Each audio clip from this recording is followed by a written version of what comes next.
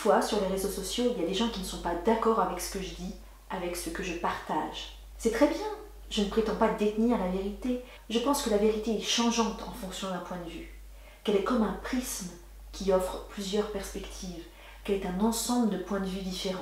D'ailleurs, ma vérité aujourd'hui n'est plus la même qu'il y a quelques années.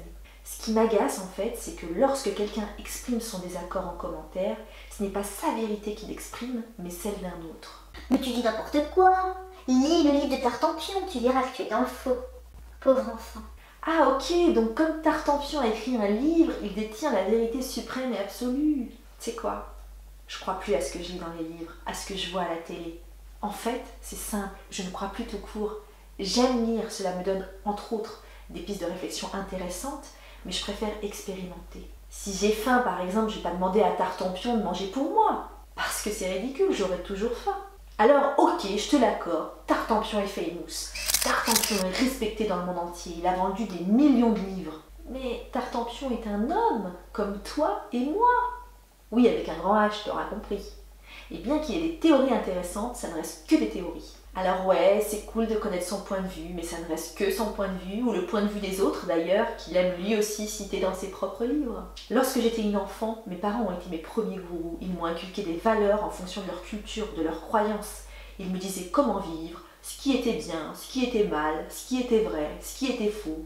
Quoiqu'ils m'ont menti bien des fois, ils m'ont fait croire au Père Noël et à la petite souris. Parfois aussi, ils me mentaient pour arriver à leur fin, afin de me manipuler. Attention, si tu n'es pas sage, le père Fouettard viendra te prendre. Parfois, ils me mentaient parce qu'on leur avait menti, à eux aussi, et qu'ils l'avaient cru. Là, ce n'était pas vraiment de leur faute, ils avaient eux aussi leurs propres gourous. Les industriels, les politiques, les médias, et bien d'autres, qui sont d'ailleurs devenus aussi mes gourous. Puis j'ai découvert des notions plus spirituelles, je me suis beaucoup documentée. Je voulais comprendre, j'avais plein de pourquoi en suspens. Et il y a eu quelques auteurs qui m'ont tellement parlé que pour moi, ils détenaient forcément la vérité. Alors, sur les réseaux sociaux, lorsque j'étais en désaccord avec quelqu'un, ou alors dès que ce que disait une personne allait à l'encontre de ce que disaient mes gourous, je les citais forcément. Mais qu'est-ce que j'en pensais, moi, en fonction de mon expérience? Bah rien, je n'avais pas encore expérimenté la chose. Mais puisque cet auteur qui a un certain âge, un look de vieux sage, des millions de gens qui le suivent le dit, c'est que c'est vrai.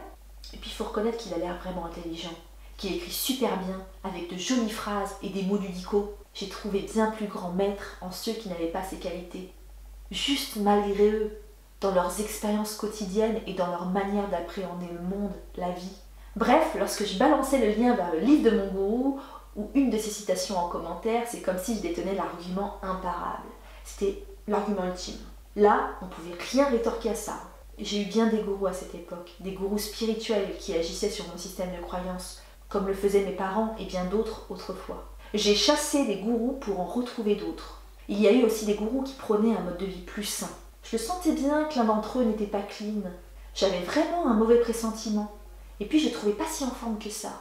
Mais comme il avait une grosse communauté et qu'il parlait super bien, je me suis dit que je devais fabuler et qu'il devait être extra. Pourtant, j'ai fini par écouter mon intuition et elle a eu raison de m'alerter. Tu sais, parfois tu as un mauvais pressentiment sur une personne et puis tu ne l'écoutes pas. Et puis l'avenir te montre que tu aurais dû l'écouter. Et puis il y a eu ce gourou adulé par des millions de gens, d'adeptes, et je l'adulais aussi, qui a partagé une pensée sur les enfants qui m'a fait bondir. Comment pouvait-il dire de telles choses? Je ne dirais pas que je n'ai plus de gourou aujourd'hui. Je dirais que j'en ai éliminé un bon paquet. Comme ces gourous, je suis un être humain. Je suis ni pire ni meilleur. Des vérités m'animent, mais ce sont mes propres vérités, en fonction de mes propres expériences, selon mon point de vue. Je peux choisir de les partager comme ces gourous, mais je te garantis pas qu'elles te conviendront. Il ne faut pas les croire sur parole. Elles peuvent être une piste de réflexion ou pas. La meilleure vérité pour toi ne sera jamais l'expérience des autres, mais la tienne. Tu peux penser par toi-même. En tout cas, ne viens plus me mettre les théories de Tartampion sous le nez en me disant que j'ai tort parce que Tartampion a un avis différent. J'ai aussi lu ses livres. Viens me parler de tes propres expériences, tu parleras alors d'un sujet que tu connais et tu seras beaucoup plus crédible à mes yeux que les écrits de ton gourou. Si tu as aimé cette vidéo, like, commente et abonne-toi à ma secte. Non, je voulais dire à ma chaîne YouTube. Abonne-toi à ma chaîne YouTube. Je te dis à très bientôt dans une prochaine vidéo. Restez connectés.